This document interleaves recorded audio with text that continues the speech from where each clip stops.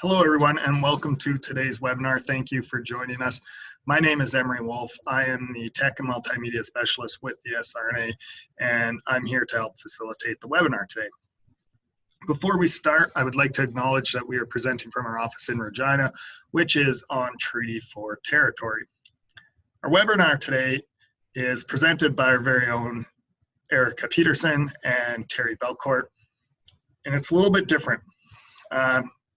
We're pretty busy at the office, and both of those two are not at the office, but they actually did this presentation back in March of this year, and I'm essentially just going to replay it.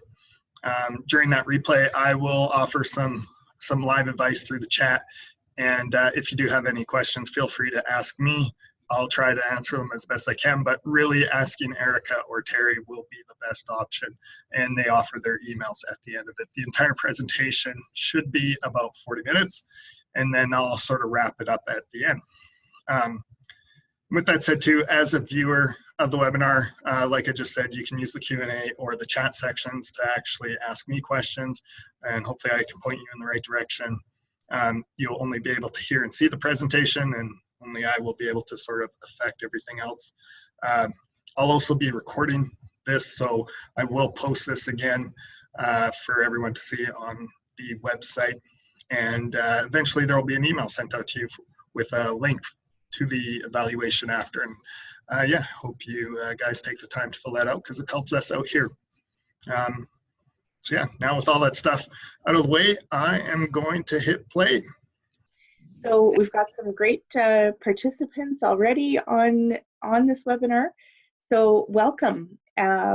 Welcome students, welcome registered nurses, everyone who is here to learn a little bit more about your first year of nursing and what that means. So just to start, I would like to welcome you all to the registered nursing profession. I've been a nurse myself for over 23 years and have really enjoyed every moment of it. So you've worked hard, you're working hard if you're still a student to get to this point, and we're so excited that you've taken a few minutes today to join us. I think that's it. I'm going to turn it over to Erica now. Perfect. Thanks and welcome. It's going to be fun presenting with Terry. We often don't get to present together, so this is great. I'm a nursing advisor here at the Saskatchewan Registered Nurses. I work in the side of licensing and what we call regulatory services. And so to get your first RN, to get your grad nurse license, those are the areas that I work in. So we'll be chatting about some of the basic things and some of the ground level work about getting into the registered nursing profession, how to keep your license, those types of things. And Terry and I will kind of walk you through this process. We've picked a few things that you think that, you know, when I was a new nurse, what I might need to know and wanted to know.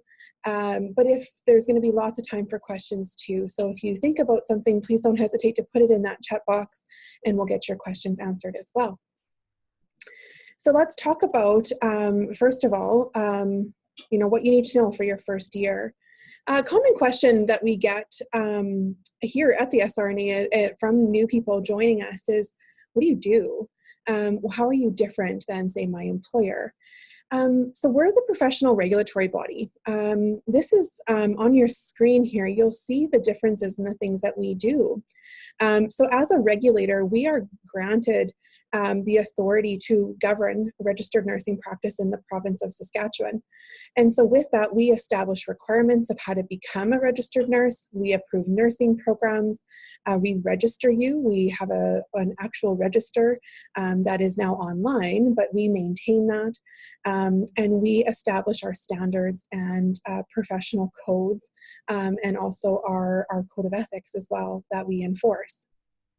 We also have an association role that we advocate for registered nursing practice in the interest of the public. So the government has given us the authority through the Registered Nurses Act to do this in the provision that we are acting in the best interest of the public.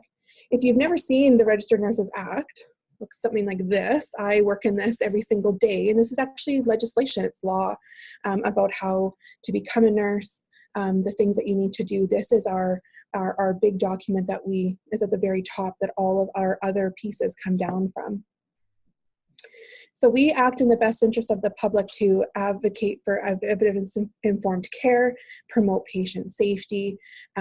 We also provide practice advice for registered nurses, grad nurses that are working in the field if they're having issues, concerns, questions, need more information about various amounts of topics or practice settings. The things that we don't do, we don't get involved in employment and human resource issues, so things with your employer. We're your governing body, so we grant you the authority to practice as a registered nurse, and then from there you're able to get a job as a registered nurse. So your license, and I see that there is a new RN on. So your license is not just a one-time deal. It's something that you actually have to renew annually. So our licensure year is not a calendar year. It's a little bit different. So it's really important to note this. Our licensure year goes from December 1st to November 30th every year. That's our 12-month window that a license, an RN license or an NP license is good for. Now, with the renewal process, one of the things that you'll notice is that when the renewal season opens, which is typically mid-September, there's two very important dates that you need to be aware of. If you work for an employer that is part of your employment, you get your license paid for, there's a very specific date that you have to have your application in to renew your license. Typically in our renewal season, we will open it in mid-September, and the employer paid deadline, so the time that you have to get your application in to renew your license, is right around the Thanksgiving mark, usually about the second week of October. The reason why we do this is because then we submit to your employer and they pay us for your license. So we need a little bit of a window to get that information to them and for them to get the information back to us. Now, say you're in an employment situation where they're not paying for your license, we recommend that you have your license application and payment in for your renewal by November 1st for that December 1st cutoff. There are things that can happen. We have a lot of checks and balances in the background to issue a license. So just because you've submitted your application does not mean that you're licensed right away. We have to actually have physical eyes that look at all those applications to make sure that you've met all the requirements as defined in the bylaws. This is the other piece that governs us right here. Bylaw 5, subsection 3 talks about how to maintain your license. And so that's what we do in the registration area, is we make sure that everybody meets those requirements. The other thing is that you can check your license at any time, but it's most important to check it right around that new renewal season. You will get an email from us stating that your license has now been processed and to go on and check your license, but super important not to be working without a license. We'll talk about that in a minute, what a license actually gives you, but you have to check your license. It's your professional responsibility to do so. You'll see on the slide here, it says nurse license check. This is actually a screen grab right from our current website. So if you click on that read more, when you're in the actual srna.org website, that'll take you right to the verification site. You can type in your own name, press OK, and your license will pop up. If it's not there, you need to call us because something has gone wrong or there's been a miscommunication somewhere or your application wasn't never received. So make sure that you go in and check that out. So renewing your license, like I said, the season opens up about mid-September. There are some preliminary things that you can do to prepare for that renewal season. So calculating your registered nurse hours is one of those things that you can do. So what have you worked from December 1st? So for this next renewal season, what have you worked from December 1st, 2017 to present? So whenever you're calculating those hours, plus what are you estimating until November 30th? Calculate those hours so that you can enter them in when you do your renewal form. This is important because we have a bylaw that says you need to work a minimum of 1,125 hours in a 5-year window. And so we calculate those in a 5-year block preceding the licensure year that you're getting. So that's why it's important to calculate those hours and try to be as accurate as you can. You also need to reflect on your practice over the last year, and that's that continuing competence program. So finishing up maybe some of the things you had on your learning plan, doing that evaluation, getting your self-assessment ready for next year. All of those pieces can happen so that you're ready to go when you do that declaration on your renewal form that says, yes, I've completed my continuing competence program. You also might want to log into your My SRNA account. Since this process really does only happen once a year, it can be only every year that you log in. Make sure that your passwords, you remember your password, you do all that piece to get ready. And also too, when you're in there, if you log in that first time, go in and make sure that your contact information and your employer information is up to date. There are times that as your regulator, we need to chat with you. And if we don't have correct phone numbers, your email addresses, mailing addresses, it gets really difficult to get in touch with you. So it's important that you have that information as up to date as possible. So why is holding a license so important? So in the Registered Nurses Act, as I've already showed you, there's actually a section in there that's called 2K. And you'll hear this referred to from time to time. 2K actually defines our scope of practice as a registered nurse. It's what gives you the framework of what you can do in your job as a registered nurse. Also, holding a license gives you the title and the authority to practice registered nursing.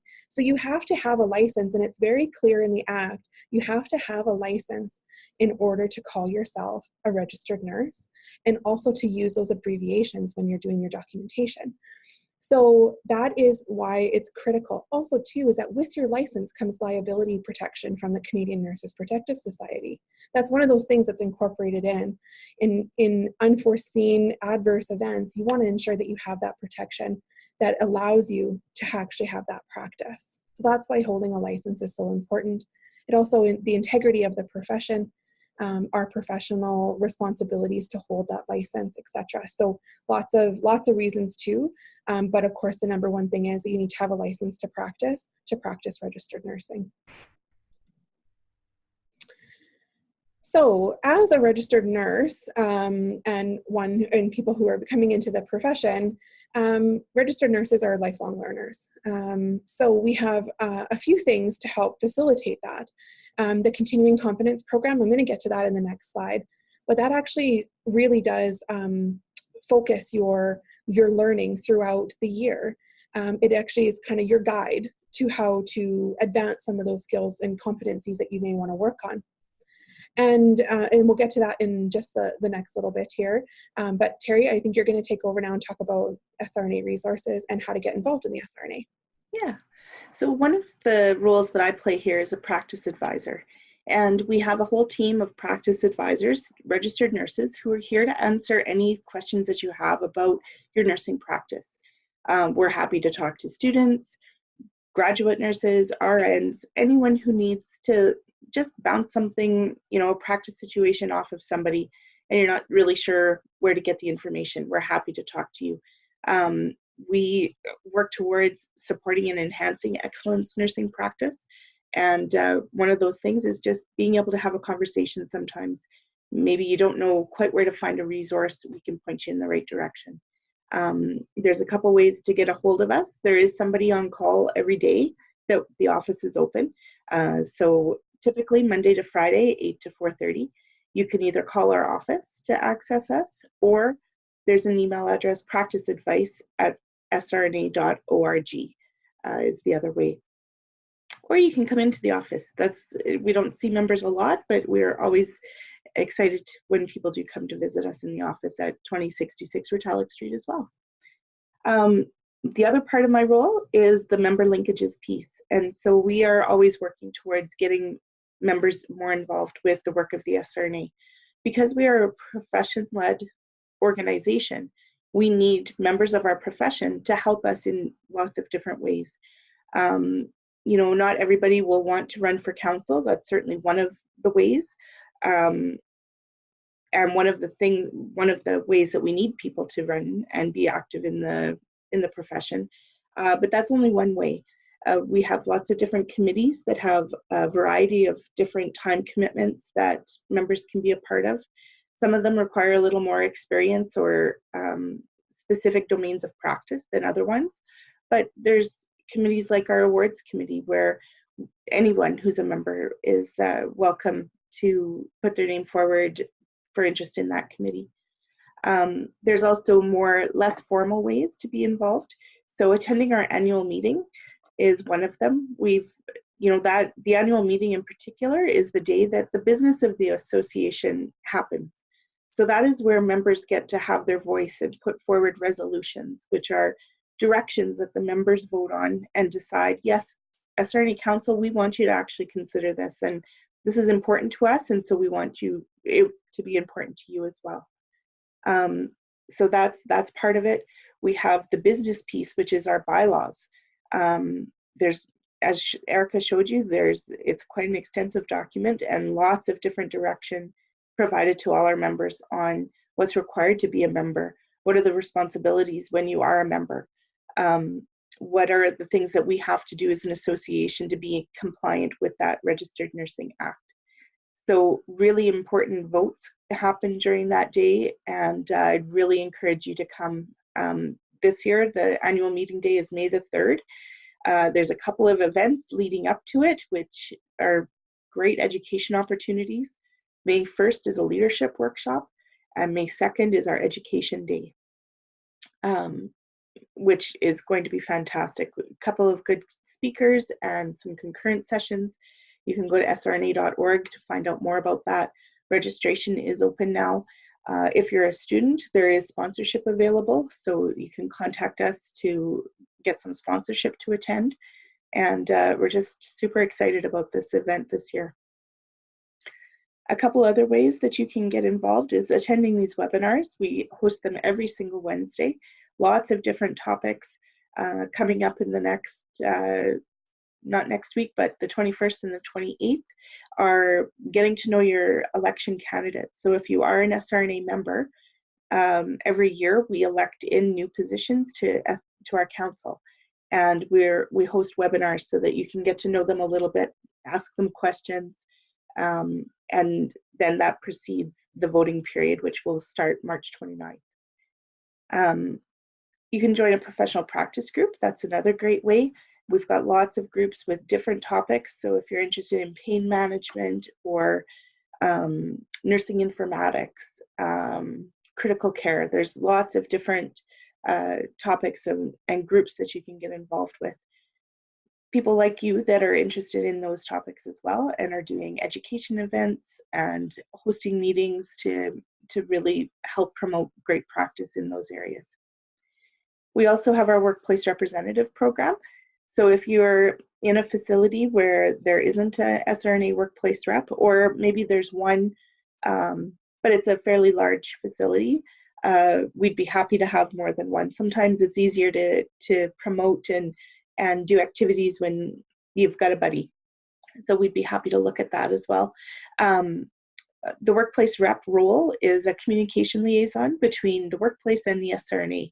So we've got about 170 workplace reps in our province, and we disseminate information, and we also host webinars similar, or meetings, video conference meetings similar to this, where we hear back from our workplace reps and hear what's going on and what kinds of things would help communicate messages better out in the workplace.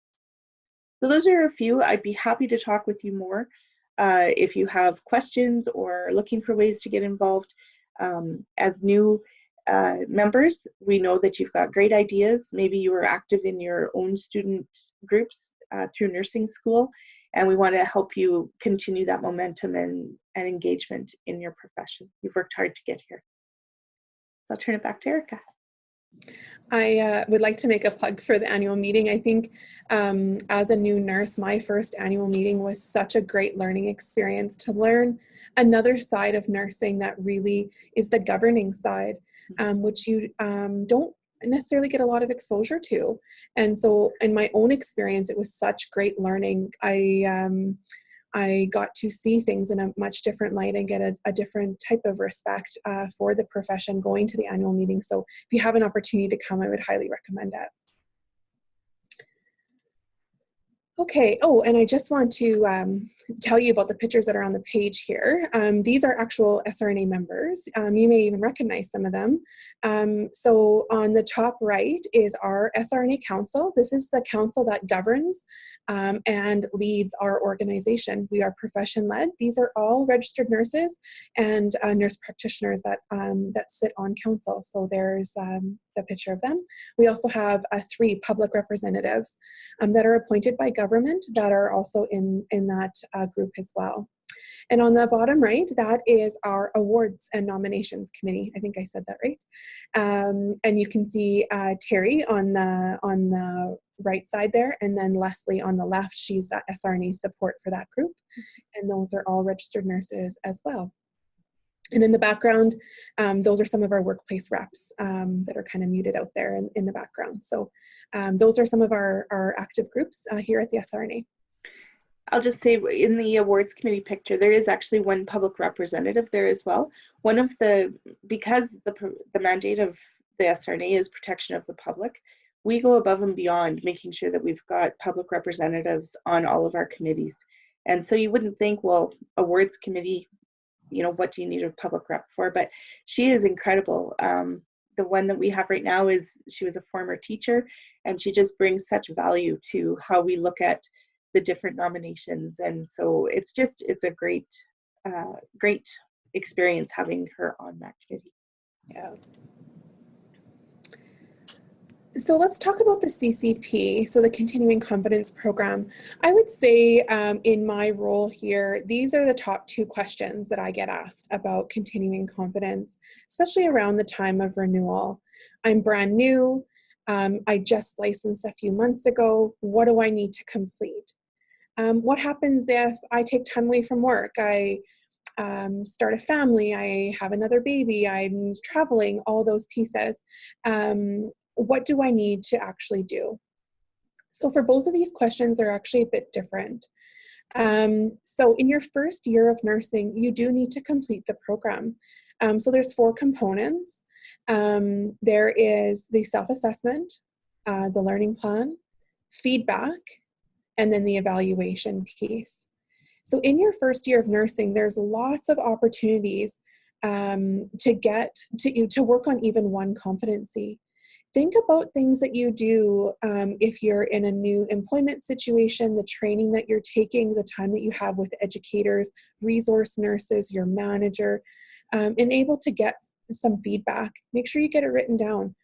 I remember my first year of nursing, I had lots of people trying to support me, giving me really good feedback. And so it's just taking that step further and getting it written down, completing that piece.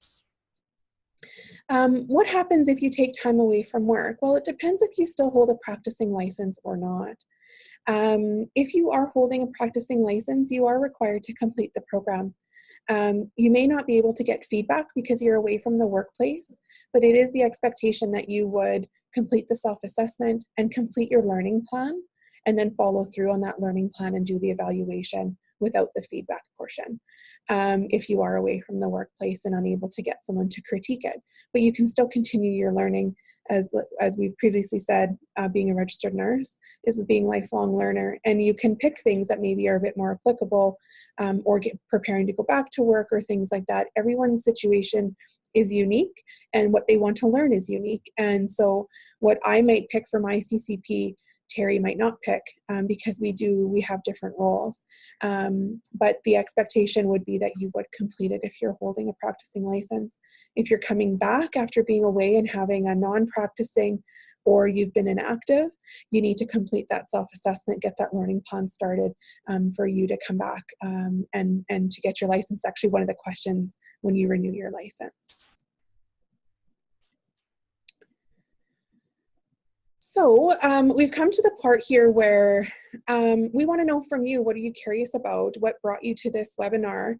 Are there things that we missed or questions that you have about the SRNA, about renewal, the Continuing Competence Program? We tried to pick the big buckets, but we may have missed something, and really curious to know what you want, like to know about, or things that you've heard or want some clarification on. So ask your questions in the chat box and we will respond to them.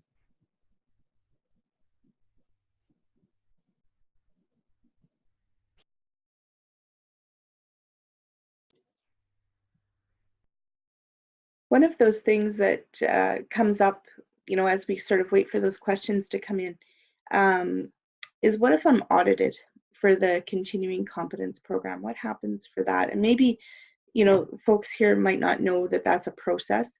The continuing competence question that Erica was just talking about, that you check, yes, I've completed this in the previous year, that really is your professional, you're answering that in a professional way. We're trusting that you are saying and you're doing it. But we do, as a regulatory body, have to have a check on that to make sure that members are complying and are doing what they're saying they're doing. We expect that they are, but we have to have that rigor to make sure that that it is happening, and that is done through an audit. I was audited the first couple of years that I was here. It was the first time I'd ever been audited, and I'll tell you, it was a good experience, because I had to send in, fill out the forms to say what I had done and what I had worked on, who I'd got my peer feedback from, and then I got some feedback back from the committee, which is made up of registered nurses, not SRNA staff that reviews all of them. And so it was really nice to get that feedback from somebody completely anonymously. So. Yeah, I don't think I have anything to add there, Terry. The review process, we do randomly select to look at compliance, right, to see if our program's working. And so we do every year do a random pull to have people have their some documents. It could be a learning plan, it could be peer feedback, could be both, and we get them to submit, and then they're anonymously reviewed by our colleagues and then submitted back to you, so you can see where, if there's any kinds of improvements that need to be made, and to get some coaching that way to ensure that you are meeting the objective of the program, but that you're also compliant in the program as well. Mm-hmm. And I think that's really an important piece. We're not, if you contact us, there's a few myths that we've heard out there about how you get onto the audit list. But as Erica said, it is a completely random process. You don't go on the hit list if you call us for information. You don't. So we're pretty open, welcoming people, and we hope that you'll contact us and looking for that information. So there is a question here. It says, I'm a fourth year nursing student at the U of S completing my last clinical rotation. Yes, congratulations, exactly. The end is in sight. Can you explain more about the learning plan? Sure. So the different pieces are actually on the website. If you go to srna.org, all of the documents are there. What the learning plan really focuses on is trying to create that thought around, what am I going to do if I pick a competency out of the standards and competencies document? What are the kinds of things that are going to get me to my goal? So it's really trying to streamline and to create pieces that will get you to your ultimate goal. So if you pick something, I typically, because I work in regulation, take a lot of the regulation ones. What do I want to learn and how am I going to get there? That's what your learning plan entails. So one of the questions on the learning plan is, how will I know that I've accomplished this? So that's you're taking it from the very beginning to the very end. What am I going to do? And it's an evolving document. My learning plan changes a lot over the year because I learn and grow from the things I've done previously, and then I add more, or say, you know what, that course or that document really wasn't what I needed. I needed something different, so restructure, reframe. So it's not set in stone. You can definitely evolve over the year as you go on. Yeah. Helpful? I hope that was helpful. It looks like it. Yep. Mm-hmm. I think one of the things that, and I think you've said this, is that all four components of that continuing competence program all need to connect, right? You need to follow it through right from your self-assessment and whatever competencies you've decided to work on need to flow into the learning plan. You're going to get feedback based on that, and then do your evaluation on that as well. So that's one of the little places that people get tricked up sometimes, and that showed in you know, the last few years with our audit, that people aren't connecting those all together. I see another question here. How do my hours I gain as a grad nurse count towards your hours as an RN? No, they don't. RN hours are part of that bylaw only. Grad nurse hours don't count towards your 1,125 hours.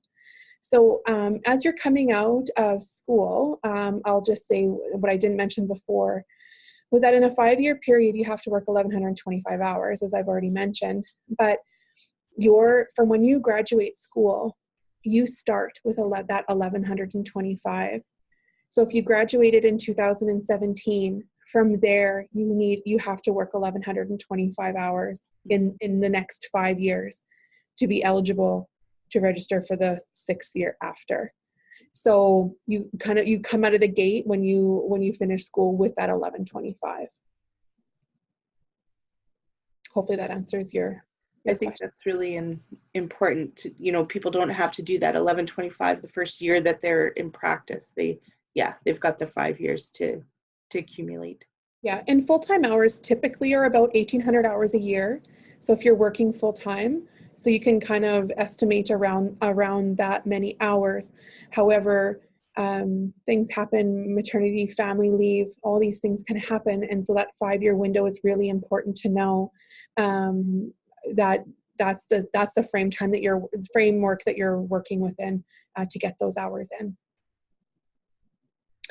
Now, great question. Is the 1,125 hours counted from registration as a registered nurse or from your graduation date? It's a great question. So your 1,125 hours start from your program completion date. Now, it's different than a convocation date. So we use your program completion date, which is the last date of your final semester, as your program date. That's when that 1,125 hours starts in that year. If you convocate, say for example, if you graduate in December, but convocate in June, we take your December date. Convocation is a very important academic ceremony to get conferred for your degree. It is so important. But there could be quite a delay. And so we actually use that program exit date, which is the last date of your final semester. Great questions. Mm-hmm.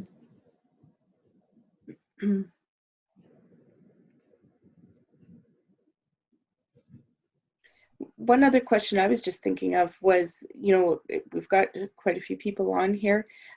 What other topics in this series of your first year of nursing, what other topics might you be interested in hearing about?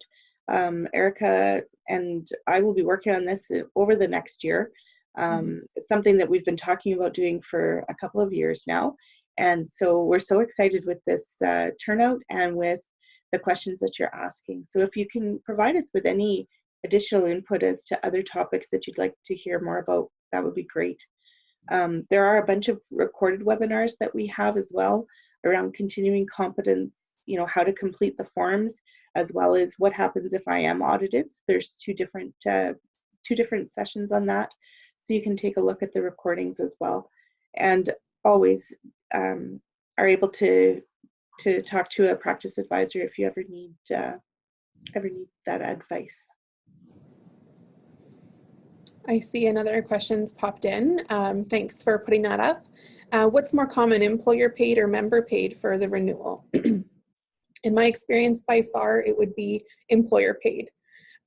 We have, last year we had, I think about 8,000 or 9,000 nurses renew within a 4-week period. So that's submitting their application, waiting for that payment to come in. So very common to have employer paid. If you're not sure if your employer does pay, get in touch with your manager and ask if you're in your workplace, if there's someone that you can touch base with, especially your manager. They'd be able to tell you whether or not they would, if you meet that criteria to have your license paid for. So. And part of that is because of the union agreement, correct? Yeah, in some collective agreements, they do pay for your license. In some employment settings, they don't. You just have to check and make sure that you're following the right path.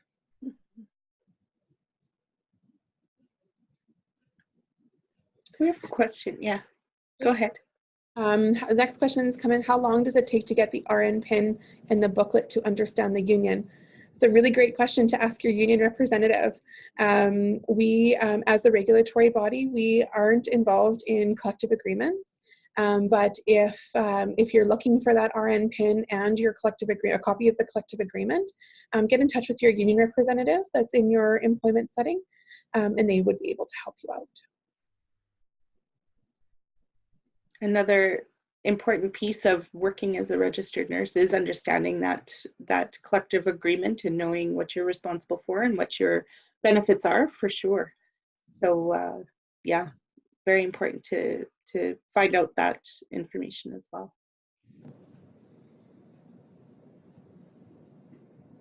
These are great questions. Thank you so much for everyone that's been so engaged and active in this discussion. It's great. I think we'll just wait maybe just a few more seconds, 30 seconds or so, see if there's any further questions, and then we'll wrap up for the day. As I said, in the next couple of weeks, March 21st and 28th, we've got presentations around our candidates for the election. So I hope you join us back again. There's another question here about CCP. The CCP is all done and submitted online. Question.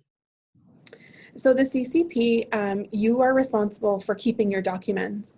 You should keep your documents for a 5-year window, because we can request them to be reviewed at any time within that 5-year period.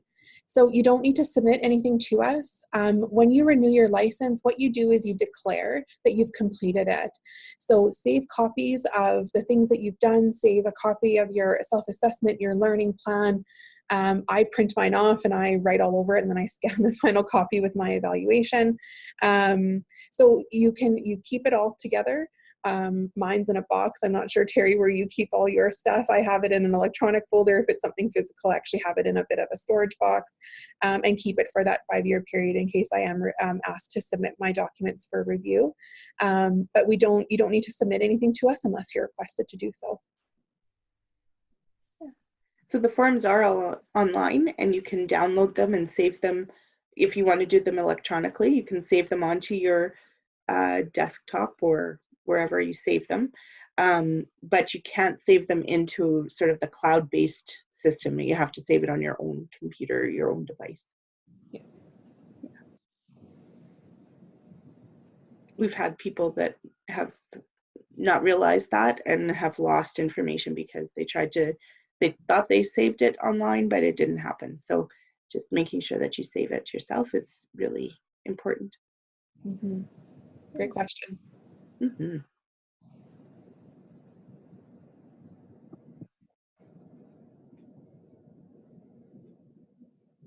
Are there any other questions? We'll do a kind of final call. Yeah. Is the review for continuing competence, I'm assuming, done annually or upon a critical incident threatening one's license? The investigations and complaints process is a different process than a continuing competence review. The continuing competence review really is that quality assurance check, and an anonymous review by a colleague to give you feedback on how you're doing within the program. The investigations and complaints piece is a bit of a different avenue, and I think there may be a recorded webinar on the investigations and complaints process, so you can check that out to see how that process actually works. Yeah. Hopefully that helps to differentiate it. The continuing competence is not, it's not meant to be, and the intention of it is not meant to be negative. It's actually meant to be very supportive, to give you feedback as a lifelong learner to improve your practice. we had a member do a couple of videos for us around the continuing competence program, and something that she said has really stuck with me, and that is that it's time for you to be selfish about what it is you want to learn, to really think about what you need as a professional and build a learning plan around that. Bring in the resources and the people around you to help grow in your professional practice. The competence assurance area really is it impacts such a small percentage of our membership. Very important piece where if there is a nurse who's not meeting her standards of practice or competence, ethical requirements, those kinds of things, that there's a process there to look into that, but it is completely separate from our continuing competence program, as Erica said. Mm-hmm.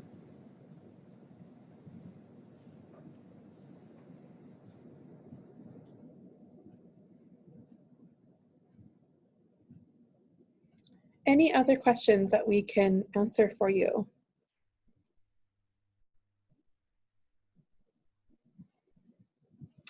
Well, while we're just kind of waiting on those maybe final thoughts,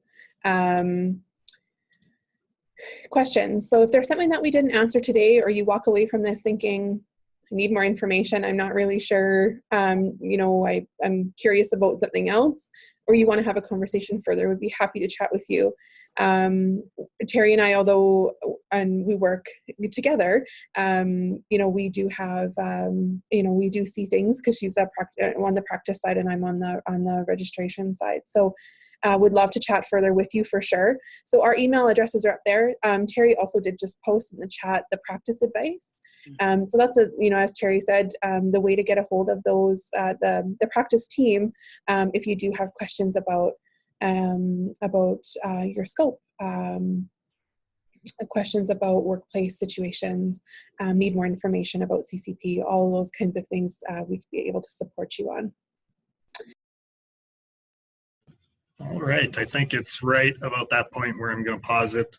The discussion sort of stops there, so I'll give everyone a few minutes just if they do have questions that they do want to ask in, and I can hopefully answer or direct you guys where to go for it. Do you know what I'm going to do? I'm still sharing. I'm going to leave the shared screen up there just so you can see Erica's email and Terry's email. And then I've posted a ton of stuff in the chat as well if you guys wanted to copy and paste that out. Or you can contact myself, ewolfe@srna.org, and I can actually send you all the stuff I typed into the chat as well. Yeah, doesn't seem like anything's coming up, so I'll kind of wrap things up. Just next week, there is another webinar. It's on the nurse's role in Canada's first accountable care unit. Sounds kind of interesting. So if you want to sign up for that, that is on the srna.org website through the whole learn section where you probably signed up for this one. I did record this webinar as well. So like I said, we'll be reposting that to the website as well on that same page. Yeah, so with that said, I will end this little meeting, and yeah, thanks for joining us today. Have a good day.